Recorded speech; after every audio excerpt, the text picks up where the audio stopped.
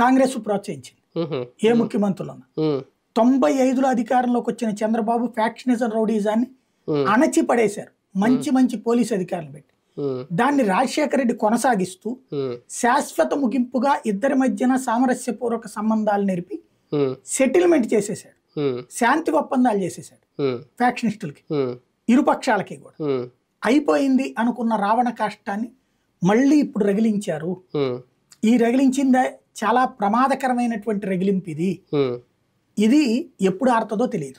ఎన్నికలకు ముందు ఫలితాల సమయంలో పోలింగ్ టైంలో ఏదో ఈవీఎం ధ్వంసం చేశారనో దాడులు చేశారంటే ఓకే, దానికి ఏదో రీజన్ ఉంది, రకరకాల కారణాలు చెప్పారు. రేపు పొద్దున ఫలితాల తర్వాత కూడా ఇవి రిపీట్ అయితే ఏదో ఒక సున్నితమైన అంశం అయితే ఒక లైన్ అయితే ఉంటుంది అనేది ఏంటది ఎలా చూడాలి? నిజంగా వైసీపీ ఓడిపోయినా ఈ థ్రెట్ ఉంటుంది అంటున్నారు, ఒకవేళ టీడీపీ ఓడిపోయినా ఈ థ్రెట్ ఉంటుంది అంటున్నారు. ఎందుకు ఉంటుంది? అదే నాయకులు ప్రోత్సహించడం వల్ల. నాయకులు ఆపాలి. అంటే అయితే చంద్రబాబు అయినా జగన్మోహన్ రెడ్డి అయినా, ఇప్పుడు జగన్ క్రిందసారి ఎన్నికయ్యాక ఎవరిని ఫ్యాక్షనిజం చేయనిలా, వీళ్ళు చెప్తారు చేయించాడని.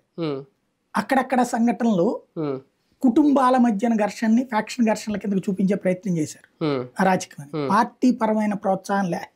పార్టీ పరమైన ప్రోత్సాహం ఉంటే జేసీ ప్రభాకర్ రెడ్డి, జగను ఫ్యాక్షనిస్టుల ఆర్థిక మూలాలు దెబ్బకొట్టాడు కానీ వ్యక్తిగత దాడులు